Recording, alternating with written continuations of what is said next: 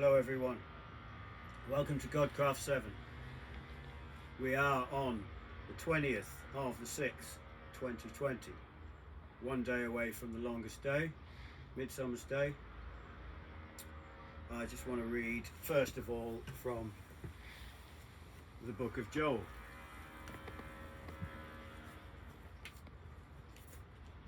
This is Joel chapter 2, called The Day of the Lord. Blow the trumpet in Zion, sound the alarm on my holy mountain. Let all who dwell in the land tremble, for the day of the Lord is coming.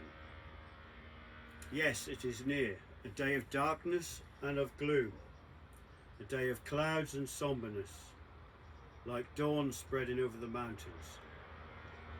A people numerous and mighty, their like has not been seen from old, nor will it be seen after them, even to the years of distant generations. Before them fire devours, and after them a flaming kindles,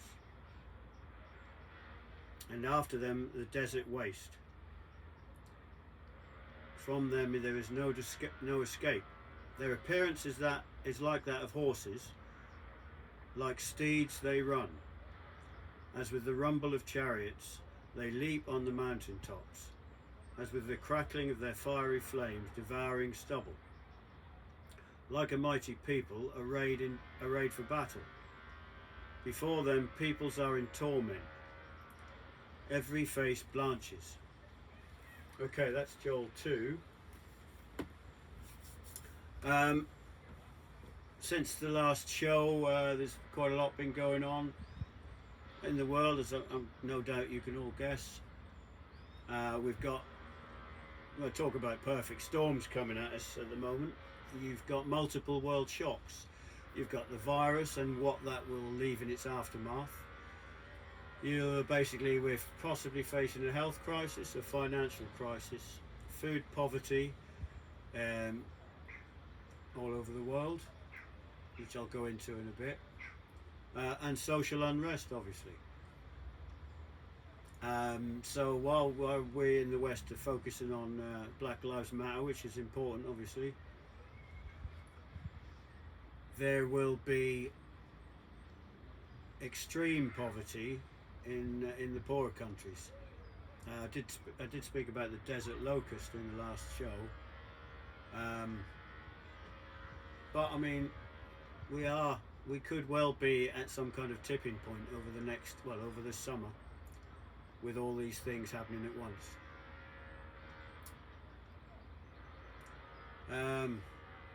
We are, I believe, in the very last days. I would add to that and say we're in the very last hours of the very last day.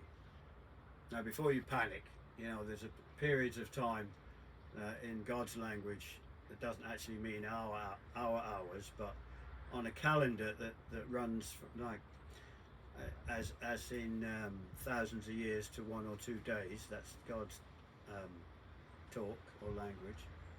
All I'm trying to do is point out the frequency of the events that it says that will happen before the second coming of Christ. This is what this is all about, really. And what I'm going to demonstrate to those of you that don't read the Bible regularly or go to church or anything like that, I've got this little diagram here. So this is a prism, and it breaks visible light down into all its component parts, and you can see what's really there. This is how I hope to be using the Bible to overlay and light up what's happening in the world today, because it's speaking about events that are actually happening today. I hope that's made it a bit clearer for some people. I'll use various techniques for this, and hopefully get some more people understanding, and even better, come into belief. Obviously, I don't run a church or anything like that.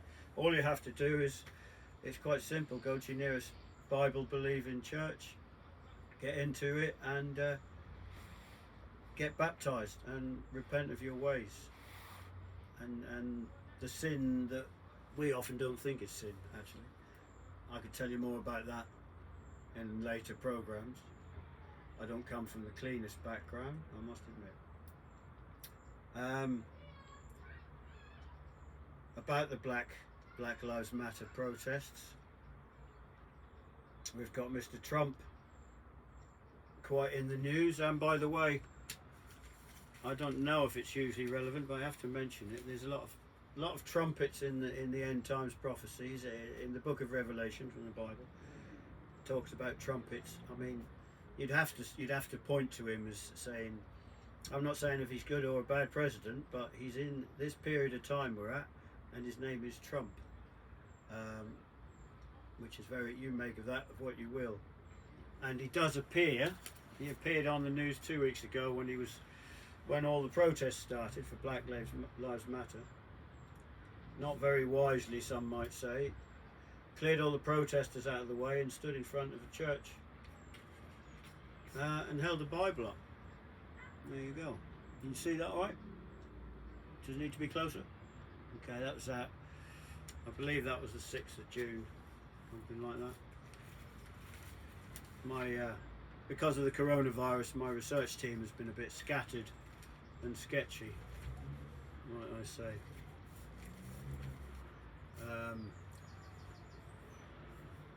What else have we got? As far as signs in the heavens and on the earth, as stuff I've talked about before, I will just scattergun the things I talk about. So I mean, 1 minute I'll be reading a passage, point to it, and then I'll be on another subject. But it can all be tied into one central theme. That's where I'm going. So I've talked about the prism.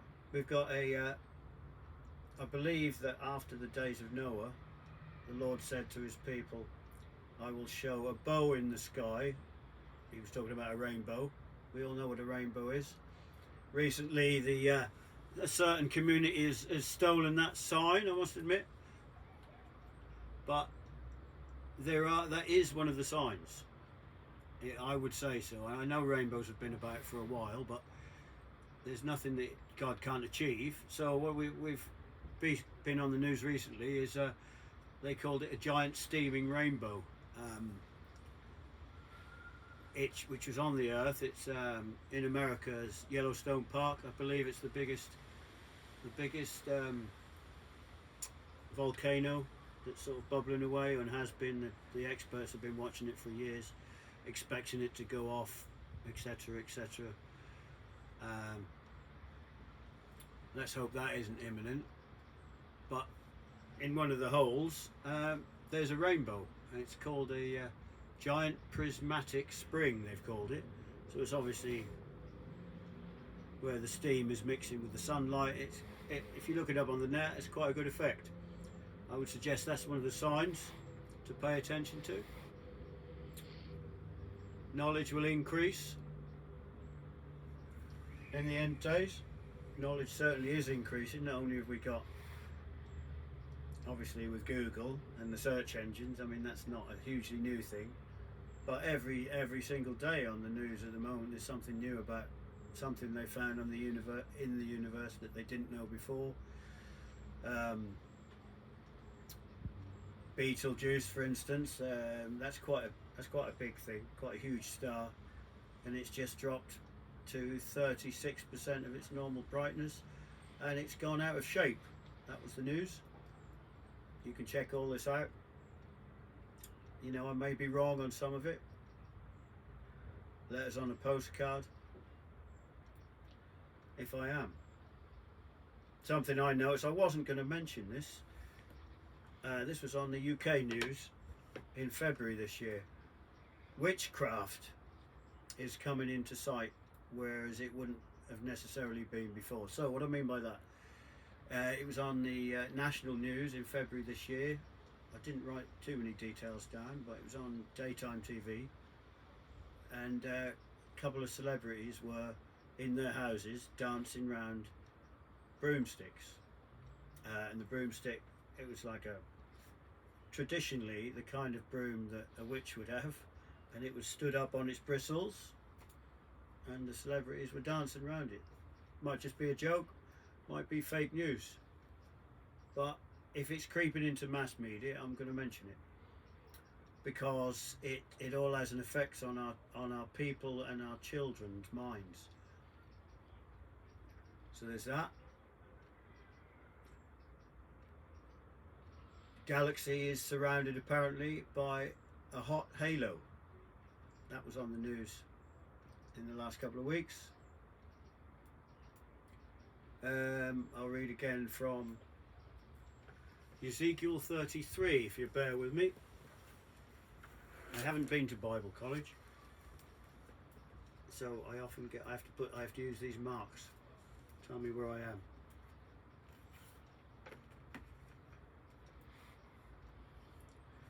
And again the word of the Lord came to me, saying, Son of man, speak to the children of your people, and say to them, when I bring the sword upon the land, and the people of the land take a man from their territory and make him their watchman, when he sees the sword coming upon the land, if he blows a trumpet and warns the people, then whoever hears the sound of the trumpet and does not take warning, if the sword comes and takes him away, his blood shall be on his own head. He heard the sound of the trumpet, but did not take warning. His blood shall be upon himself. But he who takes warning will save his life. But if the watchman sees the sword coming and does not blow the trumpet, and the people are not warned, and the sword comes and takes any person from among them, he is taken away in his iniquity, but his blood I will require at the watchman's hand. So, that's all about, excuse me, I might have to cut that bit, it's all about blowing a trumpet actually, hence the trumpet music at the start. By the way, that was the nicest piece I could find, so it's about blowing a trumpet, so that ties in with end time stuff. This is the most I can do to try and warn people, pretty much. What have we got? Luke 22. Luke 22.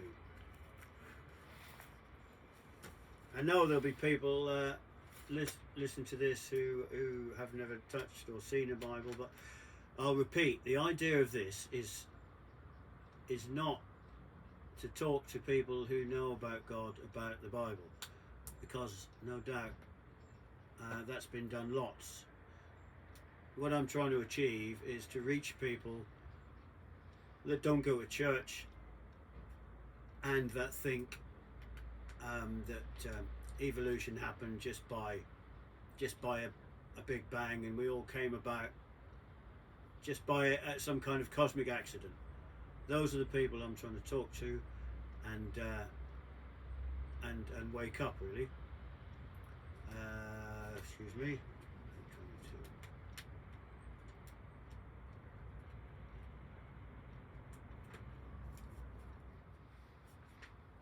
In fact, not Luke 22 at all. I'm going to go for Joel 3. Remember I read Joel chapter 2 earlier. And then afterwards I will pour out my spirit upon all mankind. Your sons and daughters shall prophesy. For those of you that don't know, that word is used in the Bible a lot, and it means talk about the future. So a lot of psychics will possibly call themselves prophets and stuff like that, or people that claim to be psychics. But what it's saying is he'll pour out a portion of his spirit. That's the Lord saying this. And there are a lot of people about at the moment. I'll just finish the chapter. Your old men shall dream. Your old men shall dream dreams. Your young men shall see visions. Even upon the servants and the handmaidens in those days, I will pour out my spirit, and I will. I'll stop there again. Not you. In the chapter, and say, I'm suggesting that these are the days that he's pouring out his spirit. I know tons of people at the moment in my social circle that are talking about dreams they've had and dreams that are so real. This kind of thing, it is something that wasn't there, say, 10 years ago, in my experience. So they had a dream and then it came true a couple of years later, and these are people that would not be calling themselves psychic. They and absolutely not believers. The friends of mine that I've talked to them for quite a while, and they aren't believers, but they have said things like this. Anyway, moving swiftly on. And I will work wonders in the heavens and on the earth, blood, fire, and columns of smoke. The sun will be turned to darkness, and the moon to blood. And let's pause there again. Not you. I need to stop doing that, really. So 2 weeks ago we had it was called a strawberry moon. That was a full moon that lit up the sky red around the moon. I mean, we have a red moon every now and again, but I'm just pinpointing these and saying what it says here and saying it's going on now. So 2 weeks ago we had the strawberry moon, which was a full moon as well. Interestingly enough, that was the weekend that all the riots kicked off, first with Black Lives Matter. Okay, I'll come back to that in another program. But just watch the timings. This weekend coming, so tomorrow, which is the 21st, the longest day, we have an interesting celestial thing happening. It's a new moon, which is the opposite to full, for those of you that don't study these things. So that would be, normally you wouldn't be able to see anything. It's a couple of days before the crescent appears. So the full moon is when it's all full and white, everyone knows that, but the black moon is opposite that. So what we've got tomorrow is a new moon plus all the three planets lining up. So it's the Earth, the moon and the sun all in the same line, and because of that, the moon normally on an eclipse, which is what I'm talking about, sorry for being a bit vague, but it's a special eclipse. It doesn't cut out all of the sun. The moon is on one of its further away cycles. That means it's at its farthest point, so hence appears a little bit smaller, so it doesn't cut all of the sun's light out, and the effect you get, apparently, is called a penumbra. Basically it'll look like a ring of fire. So we've got all these celestial things going on at the same time, and the last time this happened was well, it's quite a rare event. I'm not going to go into hugely the details on it. So we've got the longest day, we've got a new moon, we've got the three planets lining up, and we've got a ring of fire in the sky. I'm saying that's one of the signs. And we've just had a red moon. So back to the sun will be turned to darkness. So an eclipse is the sun being turned to darkness as well, by the way, normally. And the moon to blood, which we've just had. At the coming of the day of the Lord, the great and terrible day. And then it goes on to say, then everyone shall be rescued who calls on the name of the Lord. So basically what it's saying is, God wishes none of us to perish. And perishing, I know it sounds a bit scary, but it's something I'll go into on later programs. But you can be, it's about what Jesus done for us when he was on earth, which is another program. But it roughly translates to, God doesn't want any of us to miss his second coming and not believe by the time he comes back, put simply. So you can always, get into your nearest Bible believing church and get baptized, and they'll give you more details than I can. That's Joel 3. I want to talk a little bit about some of the new creatures that are about. which are some of the signs. Okay, so we've got, again, look, do your own research, but I think these are new creatures and they're relevant because of what I'll tell you in a minute. You've got the oncilla. I've never heard of that before recently. The raccoon dog, a maned wolf, the sloth bear, my personal favourite, the Malay civet, stink badger, and the aardwolf, and the orlingo.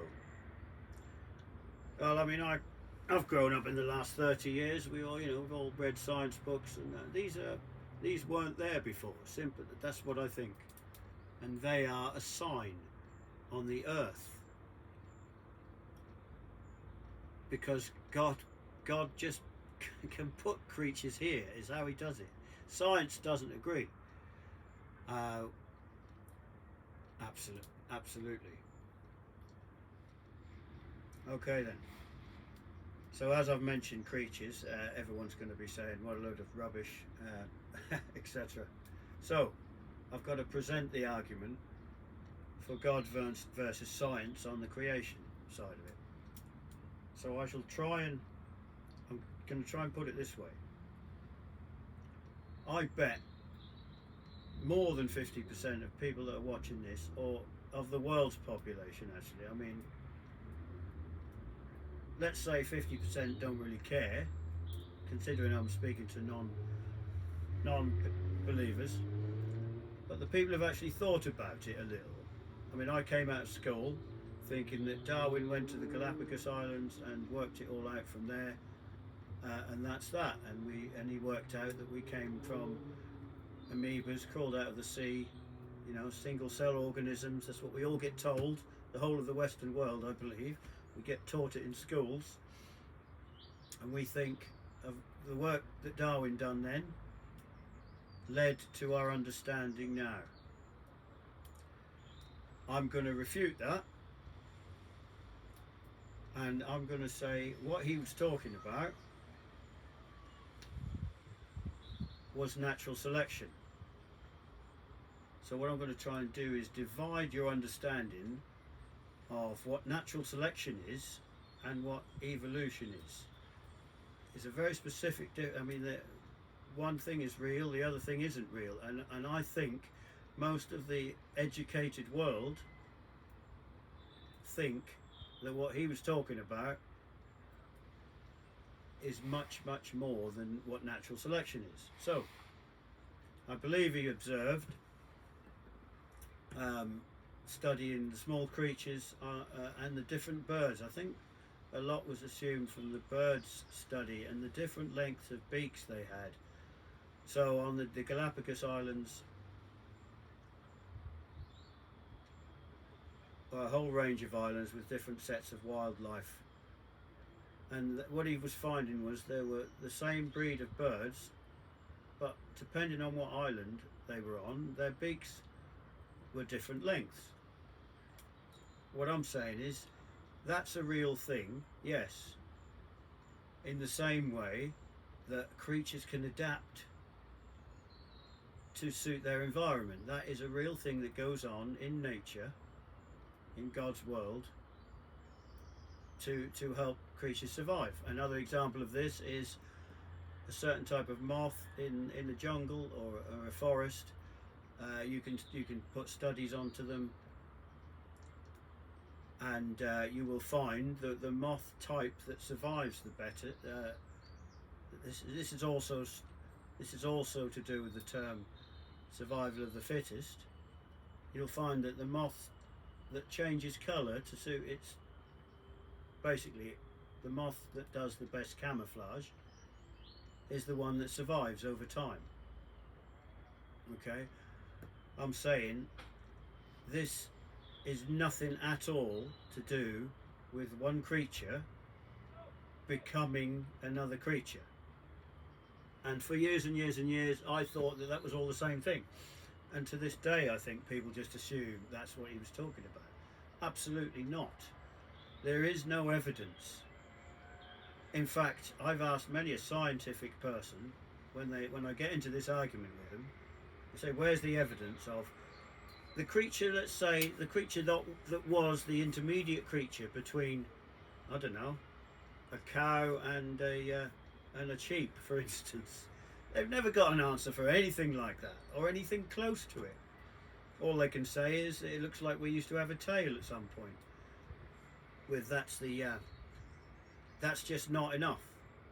So that I don't know. Not enough at all.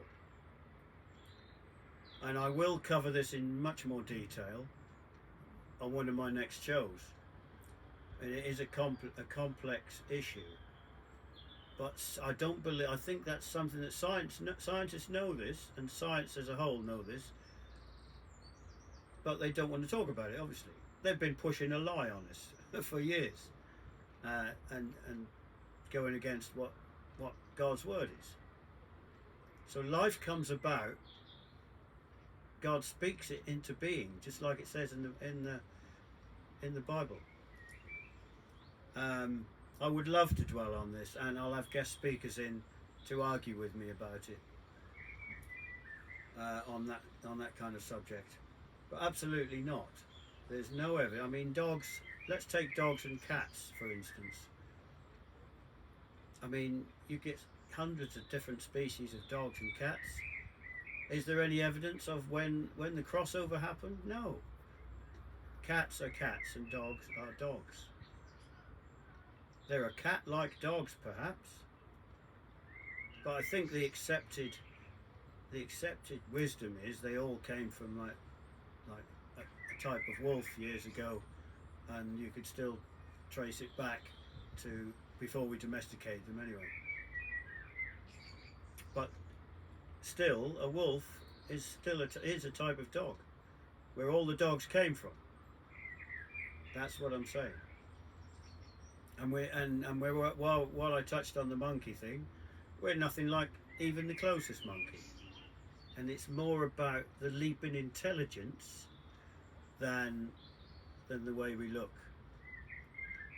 And again, I'll talk about that in previous in following shows. Touch on the desert locust again. They've popped up in the news. The locals talk about them as looking like dust storms. They swarm in hundreds of billions. If this carries on in Africa, they're talking about if it's carried on by June, there'll be 5 million people that are food insecure for the rest of the year. And with the climate change and the wet weather they're having, it does look like the locusts are staying. So that's not good. Magnetic pole shift, sign on the earth. They're talking about that in mainstream media a bit. They're saying the magnetic pole is shifting from Canada to Russia. That's one of the signs. Timing again is interesting, just after the strawberry moon a couple of weeks ago. In fact, I'm not sure on that. Discount that. I'm not sure when the timing was, but it's just been in the news recently. 2 meteors in the sky in the last week, on the 11th and 12th. This is interesting because it was one after the other. I don't believe the Near Earth Objects website that I think is NASA run. I don't think they warned them. They managed to spot them basically. So the locals said they looked animated, and they had multicolored tails, like luminescent orange and greens and stuff like this. And that I've got that written down as that times with Trump's threat of martial law. Fairly much exactly. Them 2 meteors on the 11th and the 12th, that is, of June. I think it was in America somewhere. And that also timed with the introduction on the news that the UK economy would be down 20.4%. That timed with those meteors appearing. Now I'm going to read from Mark 13. So then, this is the lesson of the fig tree, well known among people who read the Bible. Learn a lesson from the fig tree. When its branches become tender and sprouts leaves, you know that summer is near. In the same way, when you see these things happening, i.e. the signs that I talk about, know that he is near at the gates.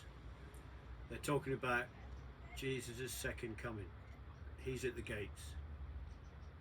Amen, I say to you, this generation will not pass away until all these things have taken place. Heaven and earth will pass away, but my words will not pass away. And it talks about the need for watchfulness. So I'm trying to light up a bit of stuff you should watch for, pretty much. By the way, I will add to that, it does say that no man will know the end hour or the day, only God knows. So I might have a few Christians on my back saying you shouldn't be doing this kind of thing because no one's supposed to work it out. I get a bit of that. However, I don't believe that that's real. I believe that God wants no one to perish and that all should get to know his word. And it is leaving it to the last minute. Got a little bit on the virus that might illuminate some understanding. Give me a second. So then, Mr. Cameraman, tell me when that works. Alright then, what we've got here is the pattern of the Spanish flu outbreak 100 years ago and the spikes, etc. So winter, what we've got here, you see the pattern that when they talk about flattening the curve, these are the curves they're talking about. So it appeared in 1917, winter is when it kicks off, took a grip, they got it under control, up to 1918, it spiked again in the second winter. They hadn't got a cure by this point, by the way, and again in 1919, and at this point they had a cure and it fizzled out. So this pattern is a 3-year period. A third of the world's population were infected and they had 50 million deaths. I'm going to postulate that if we're not very careful, we're probably at this point here now. We've got fairly much under control. Everyone thinks they know what they're doing. And the curve's starting to come down. But we've got to watch out for the next winter, obviously, because that really looks quite serious, that big blob there. So I'm going to say if all of that is 50 million, this could represent 10 million, that could be 30, and that could be 15. Maths isn't one of my strong points. But what I'm saying is we're probably at this point here. Just going to go back to work, relax everything. We haven't got a cure, and this is why we really need to keep the the demonstrators. You can't be doing that, or we're going to end up with something like this. So we're about 8.4 million at the moment. So if you're not very careful, you can see where it's going to go. So that's the Spanish flu pandemic. Talking about the riots, this was 2 weeks ago. This is all Trump stuff. I took this out of the local paper because June the 3rd, Daily Express, just shows you a bit of what's been going on in America. The Black Lives Matter. I'm sure everyone knows about that, and it's relevant for something I'll talk about in a show later on. So I've been mentioning celestial stuff. You might say, well, what's that got to do with stuff that goes on down here? Well, you could go and do your own research on the solar maximums and minimums. They seem to replicate or appear when we're having good times or bad times financially. That's a real thing. That's real science. You might want to look into that. For instance, we've just gone into a solar minimum, just as all the world's news is reporting on our finances might not be that good in the coming years. And to finish off with, then, a couple of days ago on the 17th, we had a lightning strike in the UK, in Somerset, a place called Temple Combes. It was just on the evening news, but all the locals, it went through a house, did a lot of damage. All the locals said it's like a bomb going off in a housing estate. Well, it does say that God directs the patterns of all the lightning, and this house was it was empty. It was, no one was hurt. So there you go. That might be another wake-up sign to the locals there. Or put another way, you could say, what's the chances, if that's just happening randomly, that it's an empty house? So, I wish you all the best until next time.